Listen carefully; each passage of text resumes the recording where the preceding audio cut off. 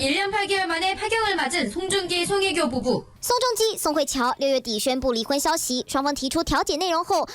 日台湾时间早上9点，透过首尔家庭法院成立。宋慧乔经纪公司也发声明，今天宋慧乔的离婚正式成立，双方没有赡养费、财产分配问题。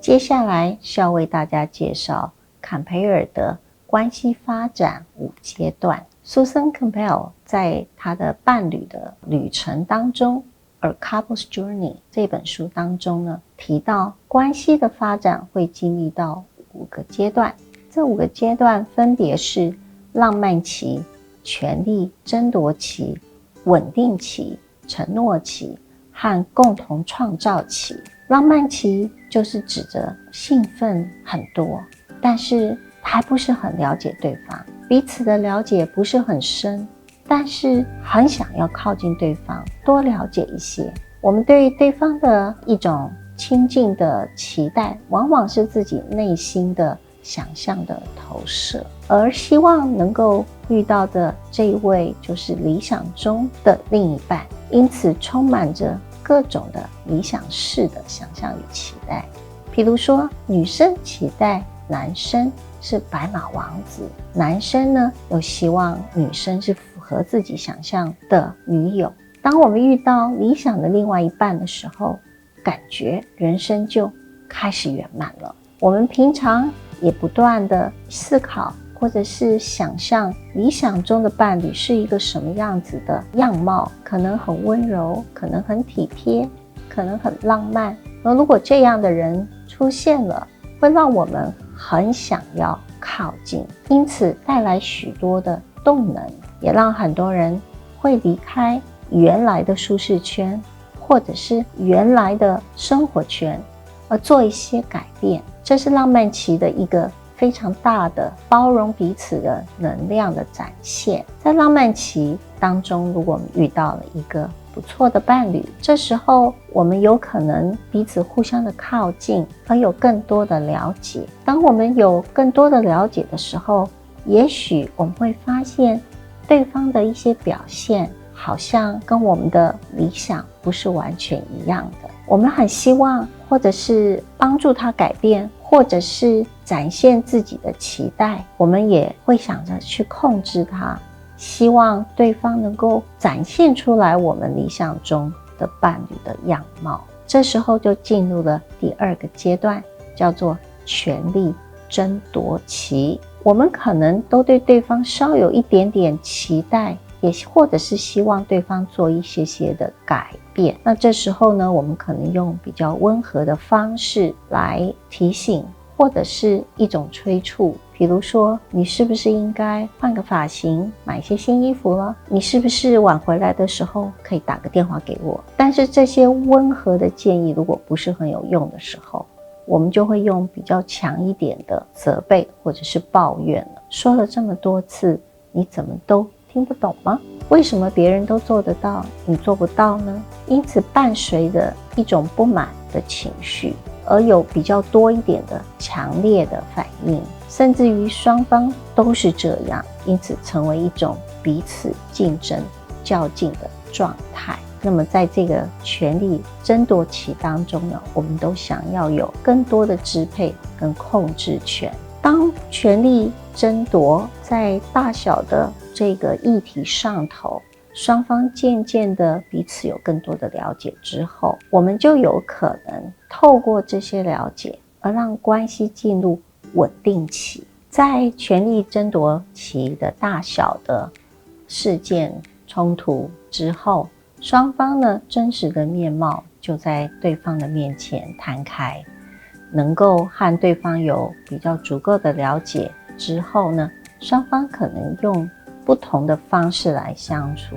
也就是脱离了权力争夺，而采取比较尊重互相生活的方式、习性或者是能力这个角度来进入稳定期。对方的一些行为从不能忍受变成可以理解，双方不再为了争夺或者是认为理所当然，而取而代之的是许多的好奇和沟通。看见差异了之后，也会发现双方用不同的方式或者是想法是可以有一种不一样的感受的，而转为试图去了解对方的快乐，分享不同的生活的形态。比如说男生喜欢运动，女生喜欢逛街，但他们两个并不因为这样而有所冲突，而能够互相的尊重，都能够满足自己的一种快乐的需求，以及生活的一种舒适的感觉。在这样子的安全的分享的过程，我们逐渐的从避免犯错，希望对方不会觉得不开心，而是进入在一个整合的阶段，让对方也不会担心犯错，不会担心对方不开心，而能够彼此都接纳真实的面貌，分享真正的感受。当双方都能够达到这个程度的整合的时候，他们的关系可能就进入到下一个时期，叫做承诺期，也就是进入了一个彼此有比较深的了解，而能够全然的承诺这样子的一种选择。那这个选择是伴随着自由度以及意愿的，也就是说两方都能够愿意单独的做出决定，并不受任何的控制、威胁或者是其他的因素所影响，而是一个有意愿的协定。当这个协定是奠基在真实的期待，而不是我们在一开始关系的时候所想象的那种理想的期待的时候，我们就有更多的机会真正的给予全然的承诺。那么到了最后的这个关系发展的共同创造期的时候呢，双方不但能够了解自己的特质，也知道自己的期待，也知道自己的梦想，当然更知道自己的极限。但是当两个人有充分的一种努力，和谐一致的时候，加起来的力量可能可以共同实现梦想和愿望。在这个时期，因为透过前面时期的了解，这时候到了共同创造期的时候，我们的关系也可能就像重新认识一个新朋友一样，进入了第一个阶段，那一种兴奋跟浪漫的时期。这样的5个时期的发展过程当中，坎培尔对大家所介绍的关系，主要的是爱情关系或者是伴侣关系的发展。那么当然我们也看到这样的一种关系的发展是许多人所共有的经验，也就是说